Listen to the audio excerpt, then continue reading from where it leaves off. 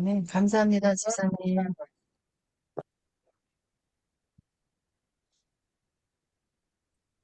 네, 시작할까요, 유사님? 예, 예, 네, 해주셔도 됩니다. 제가 호스트 예, 드렸습니다, 목사님. 예, 알겠습니다. 네, 예, 안녕하십니까. 반갑습니다. 네, 제가 목사님 보니까, 안녕하세요. 예, 네, 안녕하세요. 네, 제가 보니까 사실 들어오신 모든 분들이 교사신데 보니까 다 그만한 능력 있는 분들이신데, 제가 오늘 말씀을 전하게 되어서 마음에 좀 부담이 되기도 합니다. 여튼, 오늘 교과를 함께 공부하시면서 다시 한번 우리 마음속에 있는 그 소망을 재확인할 수 있는 그런 복된 시간이 되시기를 바랍니다. 어떤 새로운 것을 아멘. 확인하는 것이 아니고 사실은 이미 알고 있는 내용들을 다시 한번 우리 마음속에 잘 기억하고 또 보관할 수 있는 그런 복된 시간이 되시기를 바랍니다. 오늘 제목이 참 좋습니다. 소망을 어떻게 잡으라고요? 굳게 소망을 잡고, 굳게 잡고, 잡자. 예, 굳게 말씀 잡고. 참 중요하죠. 그래서 소망이 있는 것은 매우 중요하고 어떠한 절망이라 할지라도 어떠한 슬픔이라 할지라도 우리를 이길 수 있는 힘을 주시는 것은 사실 소망밖에 없습니다. 소망을 잡되 굳게 잡으라 이렇게 말씀했습니다. 오늘 기억절 말씀을 같이 한번 읽어보겠습니다. 기억절. 제가 지금 제 오른쪽에 제가 파워포인트를 준비하지 않고 제 오른쪽에 지금 제가 아이패드로 교과책을 보고 있습니다. 그래서 시선이 약간 좀 달아도 양해해 주시기를 바랍니다. 기억절 예, 말씀 같이 목사님. 한번 보겠습니다. 기억절. 그날에 말하기를 이는 우리의 하나님이시라 우리가 그를 기다렸으니 기다렸으니, 그가 우리를 구원하시리로다. 이는 여호와시라 우리가 그를 기다렸으니 우리는 그의 구원을 기뻐하며 즐거워하리라 할 기도하리라 할 것이며 것입니다. 이사야서 25장 9절 말씀입니다. 20. 여기 말씀 아멘. 그날 그죠? 참 너무도 중요한 날이죠. 그날 여러분은 인생에서 어떤 날을 가장 먼저 그리워했습니까? 아마 각 사람마다 인생 질문이 있어요. 제가 살아오면서 가졌던 첫 번째 질문이 뭔가 하면 이런 질문이 있었습니다. 제 마음속에 어릴 때. 한 가지는 우리 엄마가 늙으시면 내가 엄마를 뭐라 불러야 하나? 할머니라 불러야 되나? 아니면 엄마라 불러야 되나? 이게 제 어릴 때 그 하나의 그 질문이었고요. 또 한 가지 어떤 질문이 있었는가 하면은 나는 어머니가 낳고 엄마가 낳고 엄마는 할머니가 낳고 근데 계속 올라가면 맨 처음에 무엇일까? 제가 아직까지 교회를 다니지 않았으니까요. 제가 이제 시골에 있으면서 그게 정말 궁금했습니다. 도대체 이 가장 먼저 첫 번째 그 사람은 누구였을까 하는 것이 제 인생 질문 두 번째였습니다. 그래서 엄마를 나중에 나이가 되면 무엇이라 부를까? 또 사람의 가장 처음은 누구일까? 이것이 가장 중요한 인생 질문이었고 또 한 가지는 그날 가장 중요한 날이 하나 있었습니다. 그것은 저희 어머니를 만나는 날이었습니다. 저희 어머니가 그 당시에 저희는 이제 강원도 시골에 살았고 저희 어머니가 도시로 나가서 일을 하시고 한 달에 한 번씩 돌아오셨습니다. 제 기억으로 한 달에 한 번이었어요. 제가 뭐 한 6살 이럴 때니까 아주 어릴 때죠. 근데 항상 저희 삼남매가 어떤 날을 기다리는가 하면 엄마가 오시기로 한 그날을 기다렸습니다. 오늘 여러분들은 여러분의 인생에서 어떤 날을 가장 그리워했는지 한번 좀 생각해 보시면서 오늘 그날, 여기서 말씀하는 그날은 어떤 날일까요? 말씀하신 대로 재림의 그날이죠. 예수님이 오시는 그날. 아마 저는 제 인생에서 첫 번째 그날이 어머니를 만나는 날이었으니까 아마도 운명적으로 재림교인이 되지 않았을까 하는 생각이 듭니다. 그래서 우리 재림교인들은 운명적으로 참 재회의 그날을 너무도 그리워하는 사람들이죠. 그래서 재림교인들, 영어로 어드벤티스트, 그 뜻은 무엇인가 하면 재림을 고대하는 사람들 아니면 그날을 준비하는 사람들이라고 이야기할 수가 있겠습니다. 참 재림은 너무도 중요한 소망이죠. 우리의 삶 가운데서 만약에 예수님의 재림이 없다면 우리는 어떠한 소망도 세상에서 간직할 수가 없습니다. 그러므로 오늘 우리는 이 땅에서 어떻게 살아야 될까요? 정말 감사하며 기쁨으로 살 이유가 있습니다. 왜냐하면 무엇을 가지고 있으니까요? 소망을 가지고 있으니까 소망을 가진 사람답게 우리가 기쁨으로 살아야 한다 하는 생각을 마음속에 하게 됩니다. 오늘 우리 조자노님과 또 우리 남길사님 함께 제가 뵈면서 문득 그런 마음이 들었습니다. 참 우리가 작년에 그 어려움을 경험했지만은 참 그 늘 기쁨이 있는 그런 참 그 이름답게 조이가 있는 그런 아름다운 삶을 살아갈 수 있겠다 하는 생각이 들었습니다. 오늘 예수님의 재림은 성경의 중심 주제라고 이야기했습니다. 그렇죠? 재림은 성경의 거룩한 장들을 엮어주는 금실과 같다 그랬습니다. 그러니까 성경을 처음부터 마지막까지 쭉 꿰을 수 있는 가장 중요한 진리가 무엇이라고요? 그것이 재림이라고 이렇게 말씀하고 있고요. 또 구약 성경에는 재림에 관해서 몇 번 기록되었다고 말씀합니까? 함께 교과책을 보면서 진행하겠습니다.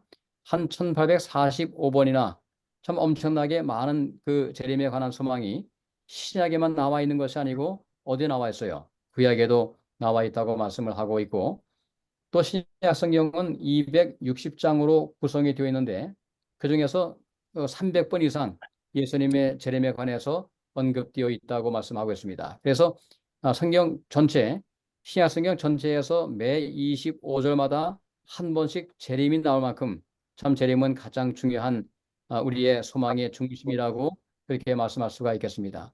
그 다음에 이렇게 또 분석해 놨어요. 신약 성경에서 27권 가운데에서 23권이 이 위대한 재림의 사건을 기록하고 있다. 그러면 구약과 신약 전체를 통해서 어떤 사상이 가장 중요할까요? 사실 예수님의 다시 오심에 관한 이 약속이야말로 너무도 소중하고 너무도 고귀한 소망이다 하는 사실을 마음속에 기억할 수가 있겠습니다. 그래서 이 중세 시대에 참 어려움을 겪었던 그 개혁자들이 참으로 여러 가지 어려움을 가지고 쫓겨났죠. 그래서 유럽을 도망쳐 나와서 하나님께서 예비하신 땅, 이 미국 땅으로 올 때에 그들이 무엇을 가지고 왔을까요? 복음을 가지고 왔는데 특별히 이 재림에 관한 아름다운 소식을 가지고 이 땅에 왔다고 그렇게 말씀하고 있습니다. 아멘. 그중에 오늘 함께 우리가 볼 윌리엄 밀러를 먼저 한번 생각해 보겠습니다. 윌리엄 밀러는 침례교 농부였다고 말씀하고 있고요. 그가 성경 말씀을 열심히 연구하면서 특별히 재림에 관한 기별을 다시 한번 확인했던 그런 참 훌륭한 믿음의 선조였습니다. 그래서 우리가 아는 대로 1844년도 10월 22일 날 예수님이 분명히 오신다. 그가 연구했던 책은 어떤 책일까요? 성경 전체를 연구했지만 특별히 다니엘서 8장과 9장을 연구하다가 이제 예수님께서 말씀하신 그 재림의 날이 1844년 10월 22일 성소가 정결케 되겠다고 하는 그 사건을 그렇게 해석하면서 참 재림 운동을 일으켜서 거기를 통해서 나타난 교단이 바로 이 재림교회라고 우리가 이야기할 수가 있겠습니다. 그래서 이분이 윌리엄 밀러가 재림교회의 신자는 아니었지만은 그가 일으켰던 재림 운동을 통해서 그 이후에 다시금 말씀을 연구하는 무리가 등장해서 대실망 이후에 이 재림교회가 세상에 존재하게 되었다는 것을 우리가 알고 있습니다. 그래서 이번 주 교과의 가장 중요한 목적은 무엇일까요? 가장 중요한 목적은 이것입니다. 바로 우리가 왜 소망을 가지고 믿음으로 기쁨으로 매일마다 살아갈 수 있을까 하는 그 이유를 분명하게 다시 한번 확인하자. 그래서 이번 교과를 통해서 우리가 이제까지 알고 있었던 재림의 소망이 더 가슴에 와닿는 그런 복된 경험이 있어야 되겠죠. 그래서 재림의 기쁨이 주는 재림의 기별이 주는 기쁨과 소망의 이유를 확인하고 또한 동시에 어떻게 우리가 재림을 준비할 것인가 이것이 가장 중요한 교과의 그런 시간의 목표가 되겠습니다. 한번 다음 페이지를 넘겨보세요. 보시면 항상 모든 교과에는 깨닫기와 느끼기와 행하기가 있죠. 이것을 이렇게 이해하면 됩니다. 우리가 신앙에서 중요한 세 가지 요소가 있습니다. 그것을 지정의라고 이야기하죠. 지는 무엇일까요? 내가 무엇을 아는가 하는 것입니다. 정은 무엇일까요? 내가 어떤 감정을 가지고 세상을 살아야 하나. 또 의는 무엇인가 하면 내가 어떻게 그 말씀을 내 삶 가운데 실천할 수 있을까? 이 세 가지가 가장 중요한 질문일 수 있겠습니다. 그래서 여기 깨닫기는 지죠, 지. 우리의 신앙의 3대 요소, 지정의에서 지식입니다. 내가 무엇을 깨달아야 하는가? 이렇게 말씀합니다. 재림은 인류의 복된 소망이며 성경에 분명하게 기록된 중심 주제인 것을 우리가 지식적으로 이해하자라고 하는 것이고요. 느끼기는 무엇입니까? 이것은 정의죠. 정서, 혹은 이모션이라고 이야기할 수 있겠습니다. 재림에 대한 오해와 실수가 있지만 성경은 재림이 어떻게 이루어질 것을 분명히 알려준다. 그러므로 우리는 어떤 정을 가지고 살아야 될까요? 어떤 정서가 필요할까요? 늘 소망 가운데서 기쁨을 가지고 우리가 감사하며 하루하루 살아갈 수 있다 하는 것이고요. 그 다음에 행하기는 무엇입니까? 지정의에서 행하기. 이것은 재림의 복된 소망을 간직하고 그날을 고대하자. 고대. 정말 참 아주 간절하게 기대하는 것입니다. 마치 제가 어린 시절에 우리 어머니를 만나는 날을 고대한 것처럼 말이죠. 그래서 지금도 제가 늘 기억이 납니다. 저희 삼남매가 이제 마당에 서서 어떻게 하는가 하면, 이제 어머니가 내일 오셔 하면 항상 내기를 합니다. 내기를. 근데 음. 어떻게 내기하는가 하면 엄마가 내일 오신다 안 오신다 내기를 해요. 근데 제가 삼남매 가운데 막내였습니다. 근데 저는 항상 어디에 베팅을 했는가 하면 저는 사실은 어머니가 안 오신다는 쪽으로 베팅을 했습니다. 왜 그럴까요? 그 어린 마음에 꾀가 있었어요.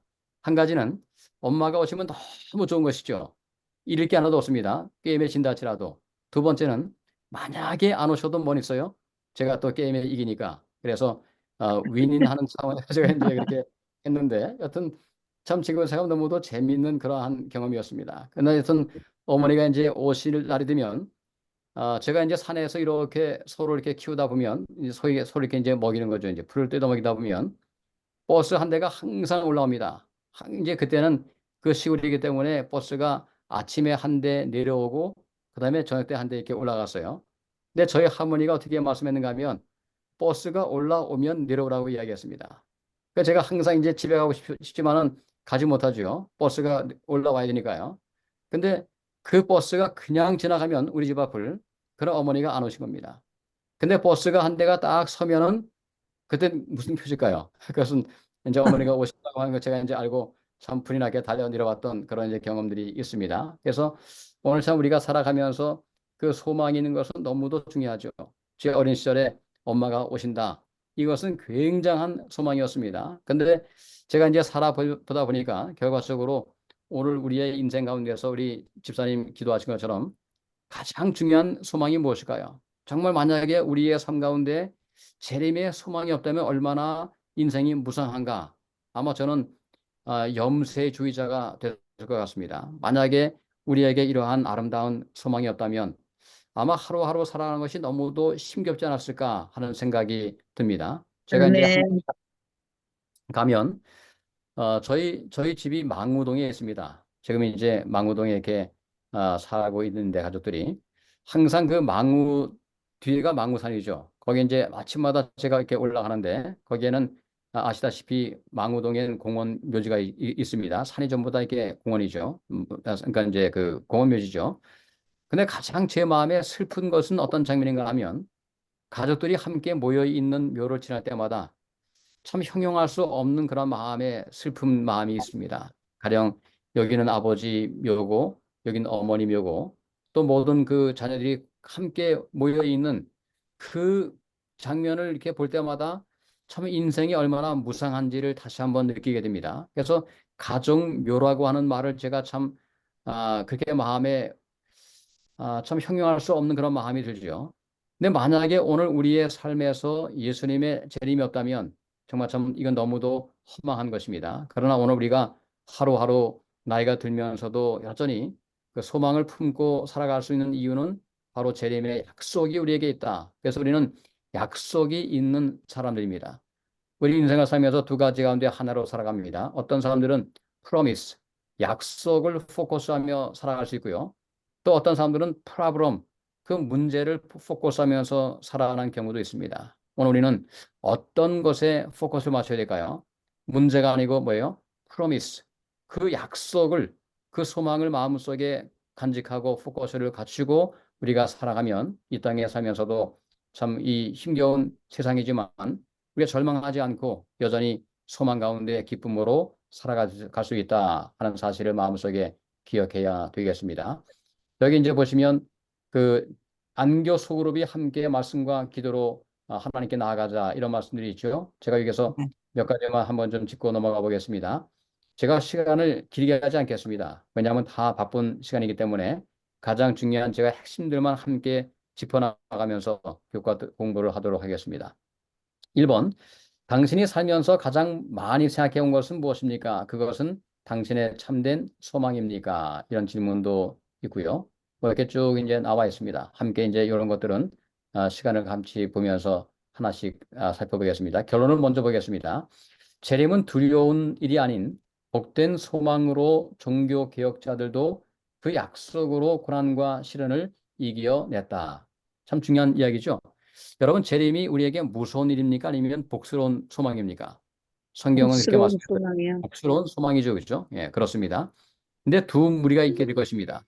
어떤 사람들은 그날을 기쁨으로 환영할 것이고 어떤 사람들은 그날을 피하고 싶은 참 절망적인 순간이 되겠죠. 그 어떤 마음으로 우리가 재림을 준비하는 것에 따라서 아마 두 가지 차원의 다른 부류의 사람이 있다고 성경은 그렇게 말씀하고 있습니다. 오늘 우리가 참 예수님과 함께 개인적으로 친근한 삶을 살아간다면 또 하나님에 대한 사랑을 우리가 마음속에 확신한다면 재림은 무서운 날이 아니고 우리의 모든 슬픔과 아픔이 극복되어지는 그러한 특별한 재회의 날로, 특별한 소망의 날로 우리에게 경험되게 될 것입니다.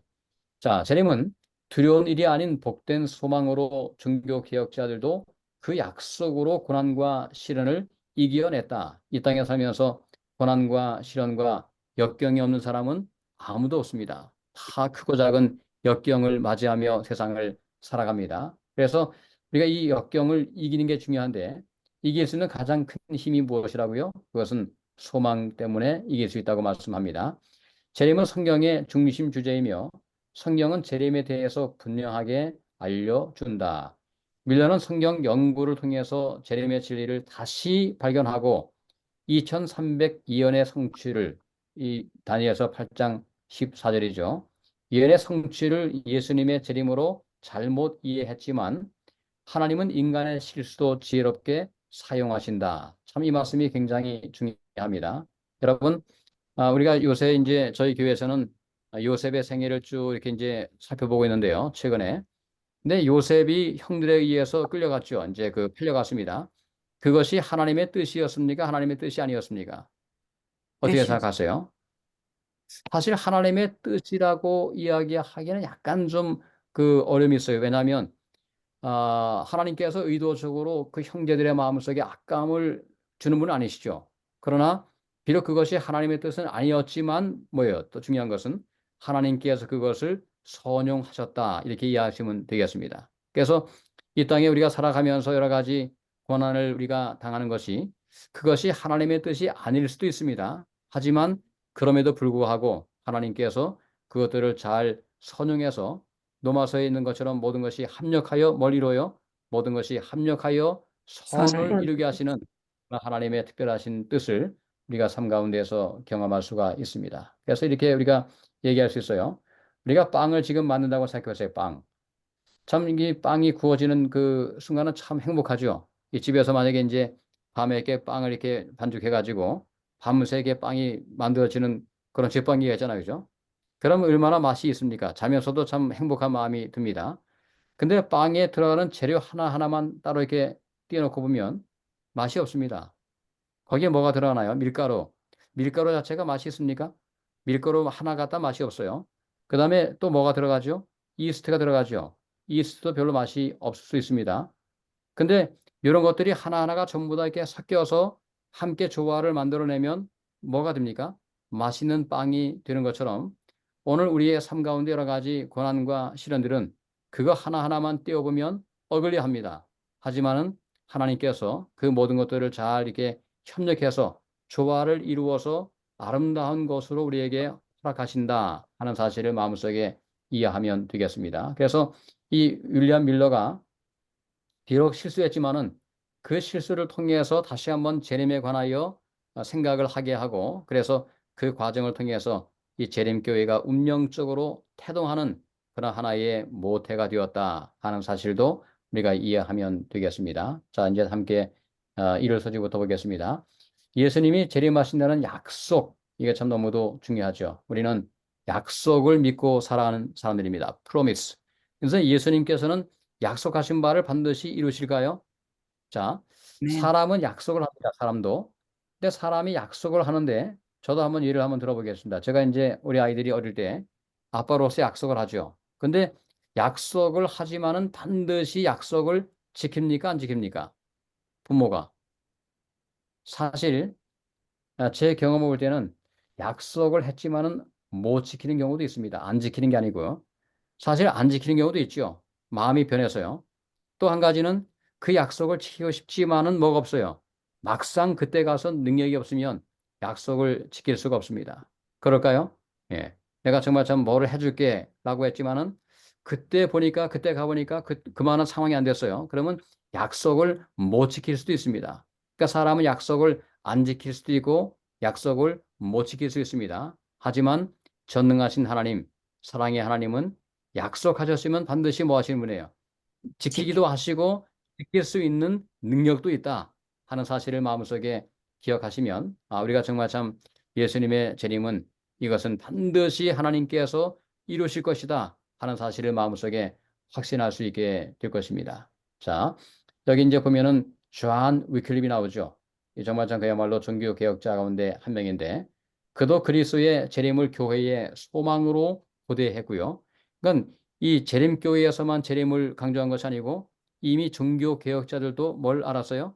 재림의 예림. 소망을 마음속에 품고 살았다 하는 것들을 지금 이야기하면서 존 위클립을 지금 이렇게 소개하고 있습니다. 그래서 이 그분은 이야기하기를 뭐 그리스도의 영광스러운 재림을 칼뱅 그죠? 칼빈이 옛날에 우리가 칼빈이라고 이제 배웠는데 요즘은 이 글자를 칼뱅으로 이렇게 이제 이름을 이렇게 표기하죠. 그래서 이 칼뱅도 이 장로교를 세웠죠. 이 장로교의 가장 중요한 인물인데 이 칼뱅도 재림을 모든 사건 중에서 가장 복된 사건이라고 그렇게 이야기한 바 있습니다. 그래서 여러분 우리 재림교회만 사실 재림을 고대하는 것이 아니고 세상에 있는 많은 교회가 재림을 가장 중요한 소망으로 품고 세상을 살아가고 있다 하는 사실도 이해하면 되겠습니다. 자, 요한복음 특별히 요한복음 14장 1절로 3절 말씀은 가장 유명한 재림의 약속이죠. 이 말씀은 특별히 예수님 자신이 하신 말씀입니다. 어떤 말씀 있나요? 너희는 마음에 근심하지 안심하지 말라. 말. 하나님을 믿으니 또 나를 믿으라. 또 어떻게 합니까? 내가 너희를 위하여 처소를 처소를 예비하러 가노니 가서 너희를 위하여 처소를 예비하면 그죠? 내가 다시 와서 너희를 나 있는 곳에 있게 하겠다. 이 말씀. 저는 이 말씀을 종종 몇 가지 이유로 이 말씀을 참 소개하는데요. 첫 번째는 사람이 죽자마자 하늘에 올라가는 것이 아니다 하는 사실을 알 수 있죠. 그죠? 내가 다시 와서 너희를 내게로 영접하겠다는 말씀이 있으니까요. 또 두 번째는 내가 가서 너희를 위하여 처소를 예비하면 내가 다시 오겠다는 말씀. 제레미 약속이죠. 가장 위대한 예수님의 약속 가운데 한 가지가 이 요한복음 14장 1절로 3절 말씀이라고 이렇게 이해할 수가 있겠습니다. 자, 우리가 예수님의 재림의 날이 왜 소망이라고 우리가 믿고 있습니까? 특별히 재림이 왜 우리에게 소망일까요? 한번 생각해 보겠습니다. 지금 우리가 하마스와 이스라엘이 전쟁을 지금 하고 있습니다. 특별히 가자 지구 아시죠? 아마 성지 순례를 가신 분들은 그 상황을 좀 이해하실 겁니다. 저도 과거에는 항상 팔레스틴이 약간 좀 나쁘다 이렇게 생각했는데 막상 제가 가보니까 참 사는 상황이 참 안타깝습니다. 그죠? 이 가자 지구가 그야말로 뭡니까? 세상에서 가장 큰 지옥이라고 이렇게 지옥이 아니고 감옥이라고 이야기합니다. 왜냐하면 가자 지구에 이렇게 팔레스틴을 이렇게 집어넣고요. 그 다음에 바깥으로 나오지 못하게 담을 쌓았고요. 그 다음에 이쪽에 지중해가 있기 때문에 바다로도 가지 못하고 또 밑에 애굽으로 가지 못하고 결과적으로 모든 그 전체 가자 지구는 감옥처럼 이렇게 이제 갇혀 있는 그런 형상이고요. 그 다음에 사람들이 혹시나 땅굴을 파가지고 이렇게 나올까 봐 땅 밑에까지 이렇게 이스라엘이 벽을 이렇게 만들어 놔가지고 참 그야말로 꼼짝달싹 못하는 그런 지경에 있습니다. 근데 거기에다 만약에 포를 이렇게 공격하면 어떻게 될까요? 참 갈 데가 없는 그러한 상황이 될 수밖에 없는 것입니다. 근데 제가 왜 이 말씀을 드리는가 하면 사실 가자 지구만 그런 것이 아니고 이 땅도 그렇습니까? 이 지구라고 하는 이 하나의 이 공동체도 사실은 우리가 지금 어떤 지금 지구에 환란이 온다 할지라도 다른 곳으로 갈 수가 없는 그런 입장이죠. 그래서 이 지구도 사실은 언젠가 우리가 죽을 수밖에 없는 우리의 묘지가 될 수밖에 없는 곳이다 하는 사실을 생각하면 뭐 가자 지구나 우리가 사는 땅이나 큰 차이가 없다 하는 생각을 하게 됩니다. 그래서 재림은 어떤 날인가 하면 더 이상 질병이 없고 고통이 없고 죽음이 없는 그리고 가난과 불의와 압제가 사라질 날, 재림은 분쟁과 갈등, 전쟁이 끝나고 평화와 행복, 그리고 그리스도와 모든 시대를 통해서 구속받은 자들과 영원토록 교제하는 미래의 세상을 예고한다. 참 얼마나 놀라운 일인가요? 그래서 이 재림이 있으면 우리는 놀라운 모든 세상의 고난이 끝이 나고 새로운 하나님 안에서 참된 행복을 경험하며 세상을 살아갈 수가 있다고 그렇게 확신할 수 있게 되기를 바랍니다. 자, 여기 밑에 교훈의 말씀이 있죠. 같이 한번 보겠습니다. 종교 개혁자들에게 재림의 약속은 어떤 슬픔도 시련도 흔들릴 수 없는 그들을 충만케 하는 기쁨이었다. 이렇게 이야기합니다. 기쁨. 그죠? 그래서 재림을 기대하는 사람들은 뭐가 있어야 될까요? 항상 마음속에 기쁨, 이 조의가 있는 그런 삶을 살아야 됩니다. 제가 한 가지 질문을 한번 좀 드려보겠습니다.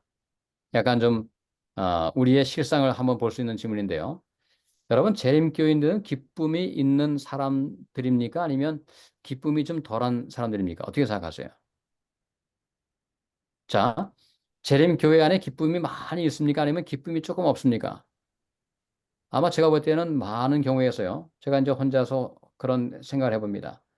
만약에 그 우리 교회에 뭐 장로교회나 혹은 감리교회, 침례교회 또 재림교회를 이렇게 이제 한번 연구해 보는 거예요. 그래서 각 사람의 심리이 가지고 있는 그 기쁨의 지수를 한번 이렇게 측정한다면 어떤 결과가 나올까 하는 생각을 종종 제가 해볼 때가 있습니다. 아마 우리의 신앙이 조금 더 그 율법적으로 이렇게 흘러가면 어쩌면 그 재림에 관한 그 소망보다는 약간 그것이 무겁게 다가오는 경우도 있다 하는 생각들을 하게 되는데요. 오늘 여기 첫 번째 교과에서 우리가 기억할 것은 뭔가 하면 참 재림을 고대하는 사람들은 어떤 것이 중요한 표지가 되어야 한다고요? 사실 기쁨, 희락, 왜 그럴까요? 재림의 소망을 가지고 사니까 늘 마음속에 기쁨이 있는 그런 삶을 살아야 하는데 많은 경우에서 그렇지 못한 교회의 현실을 볼 때 참 마음이 아플 때가 있습니다. 제가 종종 이렇게 이야기합니다.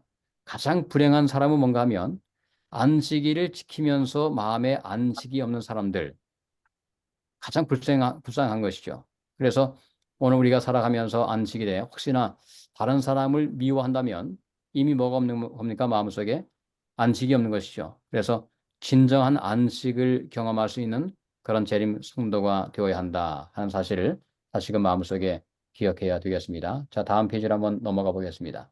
우리 신앙에서 재림이 중요한 이유는 무엇입니까? 우리에게 재림의 소망이 없다면 어떤 상황에 놓이게 되겠습니까? 묵상에서 그런 질문이 있어요.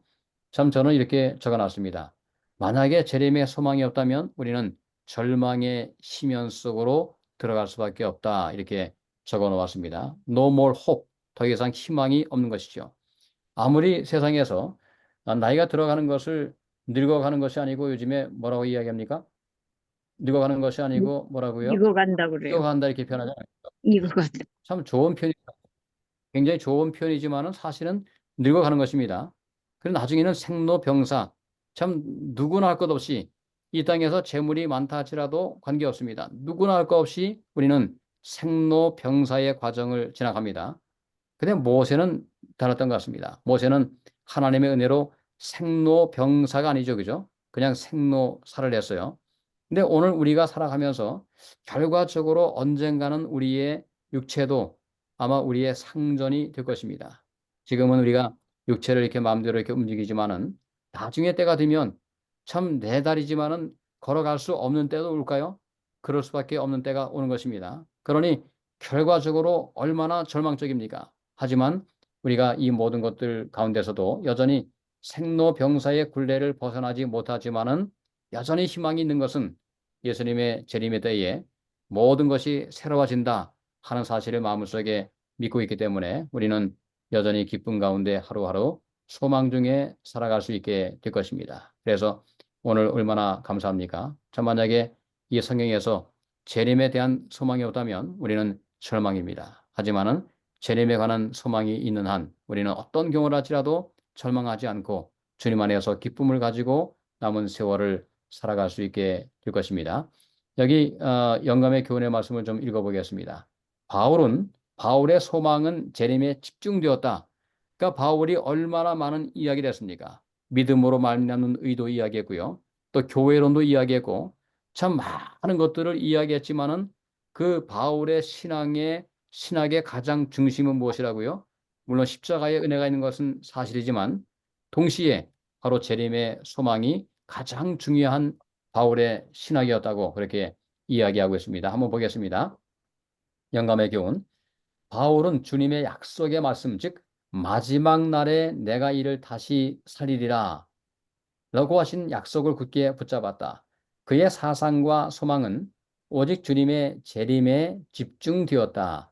사형 집행인의 칼이 내려오고 순교자에게 사망의 그늘이 덮일 때 그의 마지막 생각은 바로 큰 부활의 아침에 그가 제일 먼저 떠올릴 복받은 자들의 즐거움에 참여하도록 그를 환영하여 주실 생명의 시여자 그리스도를 뵙는 일이었다. 그래서 이 순교당하기 바로 직전에 마지막 생각이 무엇이었다고요?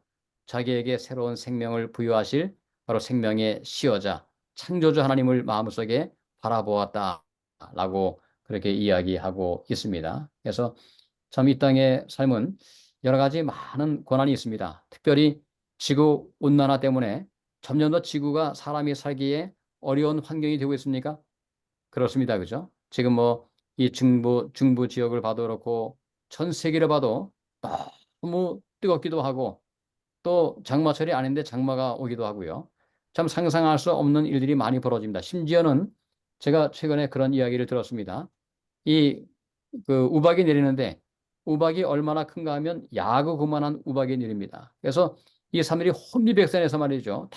다들 막 도망가는 그런 제가 장면을 뉴스를 통해서 보면서 참 지구가 상당히 위험하다 하는 생각을 하면서 여러분 세상이 어떻게 망할까요?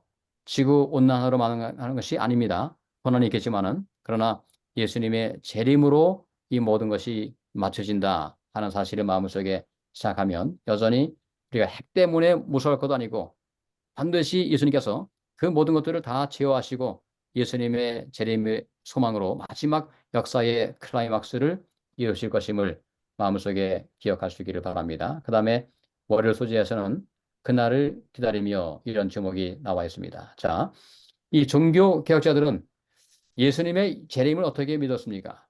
첫 번째, 가시적이다. 이거 뭐죠? 모든 사람이 볼 수 있게끔 예수님이 임하신다. 이것이 바로 이제 그들의 생각이었고요. 많은 이야기죠. 또 가청적이다. 이거 뭡니까? 예수님의 재림의 그 순간에 뭔 소리가 들릴까요? 아니면 조용할까요?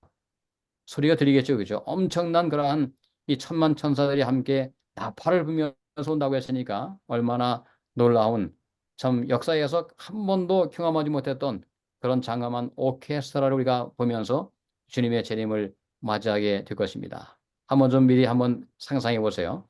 그 천만 천사가 엄청난 그러한 나팔 소리와 함께 오신다. 얼마나 웅장한 역사의 마지막 장면일 것인가 하는 것을 마음 가운데 생각하면 참 가슴이 벅차오릅니다. 또 실제적인 영광스러운 그리스도의 재림을 믿었지만은 이 진리에 대한 이해는 조금씩 바뀌어 왔다. 그렇죠. 약간씩 이렇게 좀 바뀌어 왔습니다. 근데 그 중에 가장 중요한 차이가 있습니다. 자, 이 전천년설과 후천년설 들어보셨죠? 그죠? 이것을 우리가 약간 좀 혼돈할 수 있습니다. 정확하게 말씀드리면 전천년설은 뭔가 하면 천년 전에 재림이 있다라고 하는 것입니다. 그래서 재림이 가장 중요한 하나의 기준이 돼요. 그래서 천년 전 재림이 있다. 이것이 전천년설이고 그럼 후천년설은 무엇일까요? 이것은 천년 후에 재림이 있다. 그럼 재림교회는 무엇을 믿는 것입니까? 먼저 재림이 있고 나서 그 다음 뭐가 있어요? 복천년이 온다 이렇게 믿는 것인데 다른 일반 교회에서 많은 교회들이 먼저 복천년이 오고 재림이 온다 이렇게 믿기도 합니다. 그러나 성경을 보면 정확하게 재림이 있고 나서 그 다음에 그 이후에 천년기가 지나고 다시 예수님께서 이 땅에 다시 오시는 거죠. 그것을 우리는 삼림이라고 이렇게 이야기합니다. 그래서 이 지구가 온 우주의 새로운 그런 본부로서 하나님의 장막이 이곳에 선다는 사실을 성경은 분명하게 말씀하고 있습니다. 자, 여기 이제 보시면 여기 맨 밑에 있는 말씀을 한번 좀 보겠습니다. 성경에 게시된 가장 엄숙하고 영광스러운 진리는 구원의 위대한 사업을 완성하기 위해서 그리스도께서 다시 오신다는 것이다. 그래서 예수님의 십자가 사건만 있으면 구원의 완성은 이루어지지 않습니다. 구원의 기초는 놓여지죠. 하지만 예수님이 오심으로써 어떻게 돼요? 우리의 모든 구원의 마지막 완성이 이루어진다는 사실을 우리가 항상 마음속에 기억하고 있습니다. 오랫동안 사망의 음침한 골짜기에서 방황하던 하나님의 백성들에게 부활이요 생명이신 그리스도께서 당신의 내쫓긴 백성들을 본향으로 데려가기 위하여 다시 오신다는 약속은 귀중하고 기쁨에 넘치는 소망이다. 그렇습니다. 우리 모두가 언젠가는 사망의 음침한 골짜기를 지납니까? 그렇죠. 우리가 언젠가는 반드시 누구나 타악 없이 그 사망의 음침한 골짜기를 혼자 지납니다. 제가 이제 목회를 하면서 마지막 임종의 순간을 많이 이렇게 지켜봤는데 사실 가족들이 옆에 있다 할지라도 사실은 개인적으로 혼자 그 길을 가는 것이죠. 그러나 그 순간에 함께 누가 하실까요? 예수님께서 함께 동행하십니다. 하지만 중요한 것은 우리가 그런 깊은 무덤 속으로 들어갈 수밖에 없는 존재이지만은 그러나 재림을 통해서 다시 한번 부활을 경험하고 우리가 함께 하나님의 본향으로 올라가는 그 아름다운 영광스러운 날을 우리가 경험하게 될 것입니다. 재림의 교리는 바로 성경의 근본적 주제이다.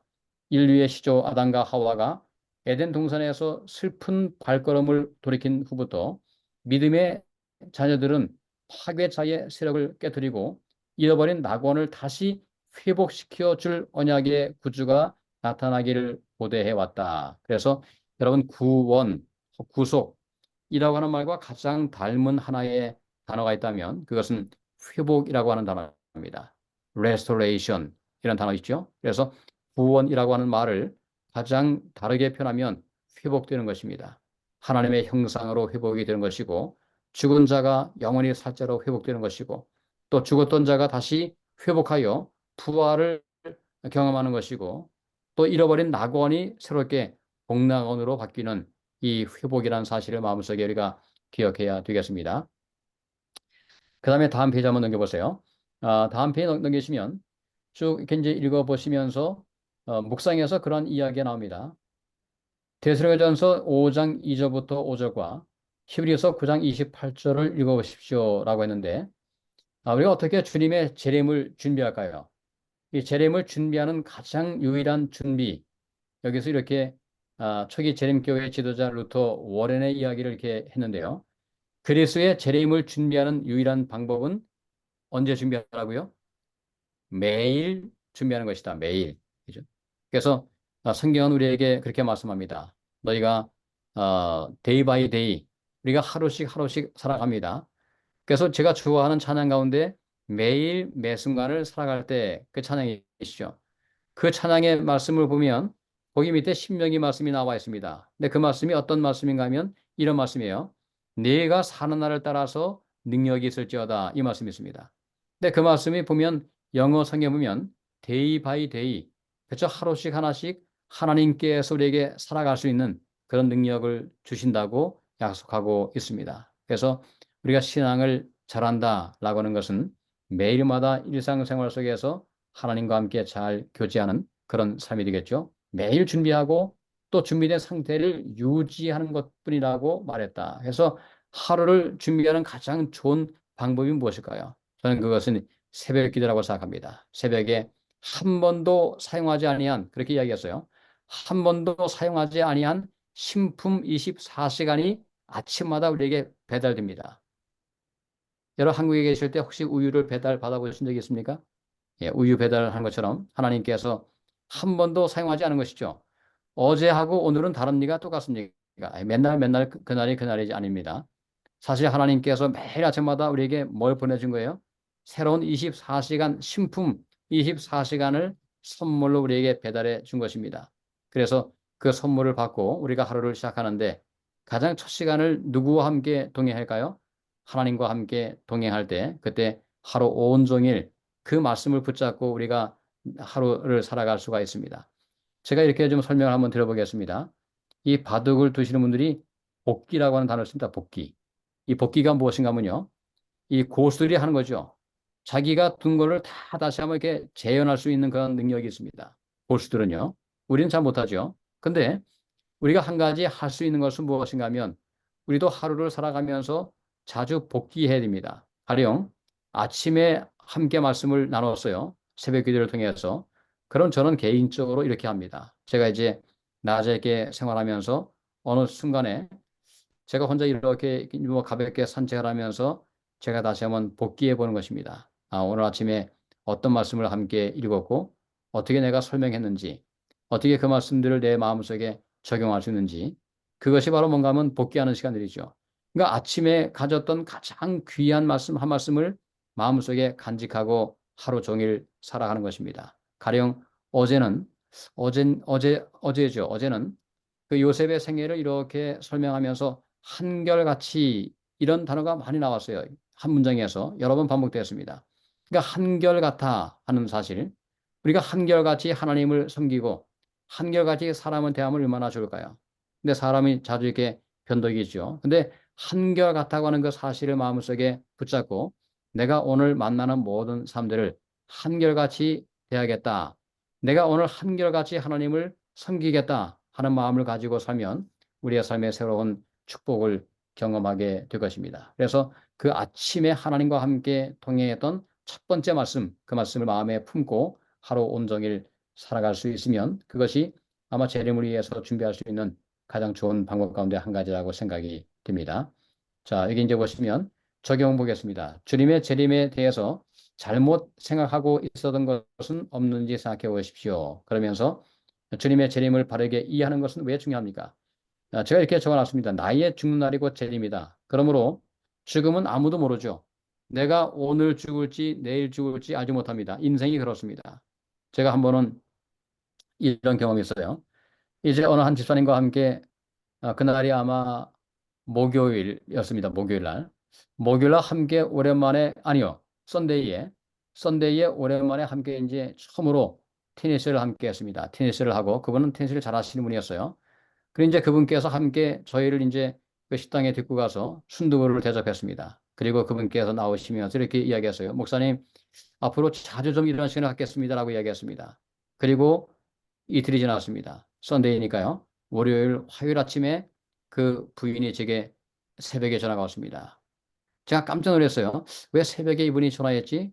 근데 그분의 말이 뭔가 하면, 목사님, 우리 남편이 뭐가 잘못되었습니다. 라고 이야기했습니다.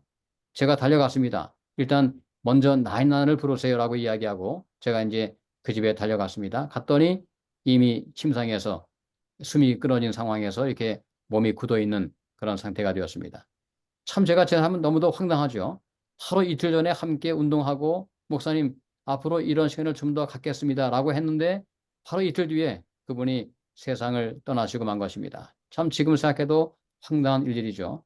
바로 이것이 우리의 인생이라고 하는 것입니다. 우리의 인생이 이렇게 언제 갈 수밖에 없는 인생인데 그래서 중요한 것은 뭔가 하면 매일이 마지막인 것처럼 만약에 오늘 내 생애가 끝이 난다고 하면 내가 어떠한 모습으로 주님 앞에 설 수 있을까 하는 마음을 가지고 우리가 하루하루 참 경성해서 깨어서 우리가 살아야겠다 하는 생각을 하게 됩니다. 자, 이제 시간이 많이 벌써 지나는데 빨리 진행하겠습니다. 화요일 소지에서는 윌리엄 밀러와 성경이죠. 우리가 잘 아시는 내용입니다. 그래서 이게 특별히 밀러가 성경을 연구했는데 어떻게 했다고요? 한 절 한 절 연구했는데 특별히 이해가 될 때까지 그 말씀을 연구했는데 가장 중요한 방법 가운데 한 가지는 관주 성경을 이용한 것입니다. 여러분 성경 가운데 관주 성경 있죠, 그죠? 근데 요즘의 성경에는 관주 성경이 많지 않습니다. 근데 만약에 관주 성경을 보기 원하신다면 웹사이트에 가서 거기 쳐보세요. 관주 성경이라고 쳐보세요. 그러면 이미 웹사이트에서도 그 관주 성경을 잘 이렇게 준비해 놨습니다. 그래서 어느 한 구절에 관계된 모든 것들을 이게 적어 놓은 것이 관주죠. 그 지금 여기 보면 여기 윌리엄 밀러가 그런 식으로 성경을 공부한 것입니다. 관조 성경으로 모든 관련된 구절들을 하나씩 찾아보면서 성경을 해석하는 그런 방법을 따라서 성경 말씀을 해석하고 마침내 예수님의 재림에 관한 진리를 발견하게 되었다 하는 것들을 이야기합니다. 그래서 우리가 그렇게 하고 있죠. 모든 성경은 뭐가 있다고요? 짝이 있다. 그죠? 그래서 하나의 문제가 대한 질문이 있으면 그 질문에 대한 해답이 다른 데 분명히 있습니다. 그래서 그 사실을 우리가 알고 성경과 성경을 함께 비교하며 연구하는 것, 바로 그것이 종교 개혁자들의 연구 방법이었음을 기억해야 되겠죠. 그래서 다니엘서와 요한계시록은 과거에 어떤 분이 그렇게 이야기했습니다. 마치 손과 장갑과 같다고 표현했어요. 함께 같이 만날 수 있는, 그러니까 다니엘서를 공부하면서 계시록을 공부해야 되고 계시록을 다니엘서와 함께 공부하면 보다 분명하게 예수님에 관한 모든 진리를 밝히 이해할 수 있다고 그렇게 말씀하고 있습니다. 그 다음에 이제 다음 페이지 한번 넘어가 보세요. 수요 소재 다니엘서 8장 14절에 2300주일 너무도 2300일 너무도 중요한 것이죠. 제가 이렇게 한번 설명드려 보겠습니다. 밀러가 어떻게 예수님의 날짜를 알게 되었을까요? 물론 잘못된 것이지만은 그러나 그의 해석은 잘못되었지만은 뭔 맞았어요? 그 연대기는 분명하게 맞았습니다. 다니엘서 8장과 9장을 연구하는데 특별히 다니엘서 9장에서 하나님의 그 백성들, 이스라엘 백성들을 위해서 70일을 따로 이렇게 띄워놓았죠. 근데 그때부터 쭉 이제 나왔는데 그 모든 것 하나하나가 너무도 정확하게 역사적으로 성취가 되었습니다. 가령 이제 여기 보시면 다니엘서 9장에 보시면 그런 내용들이 쭉 나옵니다. 어떤 내용들이 나오시나요? 보면 네 백성과 네 거룩한 성을 위해서 일흔 일회를 기한으로 정했다. 70주야죠. 그것을 날로 따지면 490일인가요? 490일이죠. 그 490일을 490년으로 보고 왜냐하면 연일 법칙, year day principle 성경에서 예언상 하루는 1년이라고 하는 그런 에스겔서의 말씀을 기초로 해서 이제 그 말씀을 쭉 연구했는데 결과적으로 쉽게 이야기하면 다니엘서에서 가장 길었던 이언, 바로 다니엘서 9장의 모든 사건들을 정확하게 해석함으로써 이 성경이 얼마나 하나님께서 영감하신 그런 책인 것을 우리가 분명하게 보게 됩니다. 그 중에 이제 한 예를 들면 예수님께서 언제 태어날 것인가 그것도 예언되어 있습니까? 성경에 예언되어 있는 것이죠. 다니엘서 9장에 보면 그 다음에 예수님께서 언제 십자가의 죽임을 아니 언제 침례를 받으실 건가도 나와 있습니다. AD 27년. 그 다음에 언제 예수님께서 십자가의 죽임을 당하실 건가 나와 있고요. 그 다음에 마지막으로 이스라엘 백성들의 시대가 은혜 시기가 끝난다. 그것이 나와 있습니까? AD 34년. 누구의 죽음인가요? 바로 스테반의 죽음을 통해서 더 이상 복음이 유대인에게만 적용되지 않고 그의 죽음을 통해서 복음이 온 땅에 증거됨으로써 이제 드디어 이 이스라엘을 위한 70일의 예언이 끝나는 것을 보게 됩니다. 그래서 그런 모든 것들을 볼 때에 너무도 정확한 성취를 통해서 볼 때에 이 지금 밀러가 이야기했던 이 윌리엄 밀러가 이야기했던 1844년 10월 20일 2300주하의 끝에 관한 예언이 너무도 정확한 연대기적으로는 맞았습니다. 하지만 문제가 무엇인가 하면 이 성소의 정결을 바로 인간 성소가 아니고 바로 이 어떤 그 지구라고 하는 그런 것으로 잘못 해석하는 바람에 여러 가지 대실망의 경험을 하게 되었다 하는 것을 말씀하고 있습니다. 그래서 오늘 우리가 이 다니엘서에서 또 한 가지가 중요한 게 뭔가 하면 예루살렘을 중건하라는 영이 날 때부터 이런 말씀이 있죠. 그리고 나서 2300주야까지다. 그래서 밀러가 했던 가장 중요한 일 가운데 한 가지는 이 두 가지의 연관성을 발견한 것입니다. 다니엘서 8장 14절에서 2300주야까지니 그때 성소가 정결함을 입겠다라고 했는데 까지가 나와 있으면 뭐가 나와야 돼요? 부터가 나와야 됩니다. 그죠? 근데 그 말씀이 바로 다니엘서 9장 25절에 나와 있는 예루살렘을 중건하라는 영이 날 때부터 그래서 그것을 역사적으로 에스라서를 쭉 연구하니까 바로 그때가 언제였어요? 주전 457년에 예루살렘을 중건하라고 하는 그런 영이 내렸다 하는 사실을 알게 되었고 그때부터 쭉 모든 것들을 계산했더니 너무도 정확하게 그 모든 연대기가 성취가 된 것을 보면서 밀러는 예수님의 재림이 1844년도 10월 22일에 있을 것을 분명하게 믿고 그것들을 또 선포하기 시작했다고 하는 것입니다. 바로 이것이 오늘 교과에 나와 있는 가장 중요한 일들이고요. 여러분이 이제 그 금요 소지에서 더 깊은 연구를 위해서 여기 보면 도표가 나와 있죠. BC 457년부터 시작해서 1844년까지 나와 있는 도표, 이 도표를 잘 머릿속에 새겨두시면 아마도 어떠한 근거로 예수님의 재림에 관한 예언을 했는지를 보다 분명하게 이해할 수 있게 될 것입니다. 그래서 다니엘서 8장과 9장을 이 재림교회가 갖고 있는 그런 교리적인 차원에서 보면 이것이 너무도 정확하게 성취가 되었다. 검증된 것입니다. 이미 입증된 것입니다. 왜냐하면 옛날에 다니엘서가 기록될 때는 예언적인 일이었죠. 근데 지금은 우리는 뭘 봅니까? 그 예언들이 성취가 된 시기에 살고 있습니다. 그래서 이제 예언서가 더 이상 예언서가 아니고 뭐예요? 이미 지나간 역사서가 되었습니다. 그런데 모든 예언이 정확하게 성취가 되었지만은 마지막 남은 한 가지 예언이 무엇인가요? 그것이 재림에 관한 사건입니다. 그러니까 이렇게 이해하시면 돼요. 여러분, 하나님께서 우리에게 말씀하신 것이 100가지 가운데 99개가 정확하게 성취가 되었다면 마지막 남은 한 가지도 성취가 될 것을 믿을 수 있을까요? 그럴 수 있죠, 그죠? 네, 그럴 수 있습니다. 그래서 모든 예언이 그대로 성취가 된 것처럼 바로 예수님의 예언의 말씀이 마지막 남은 재림 한 가지만 빼놓고 다 성취가 되었으므로 이것도 분명히 하나님께서 말씀하신 하나님의 시간표에 따라서 성취가 될 것이다 하는 소망을 마음속에 품고 남은 생활 동안 더욱더 기쁨과 소망이 있는 그런 복된 생애를 살아가시는 여러분과 주가 되기를 간절히 바랍니다. 오늘 제목이 무엇입니까? 소망을 어떻게 하라고요?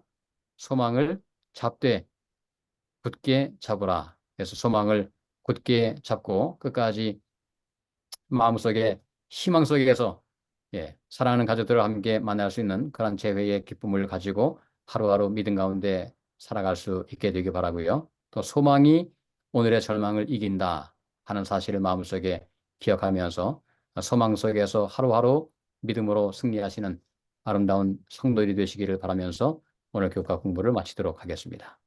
감사합니다. 아멘. 네, 목사님 감사합니다. 수고 감사합니다. 많으셨습니다. 감사합니다. 감사합니다. 제가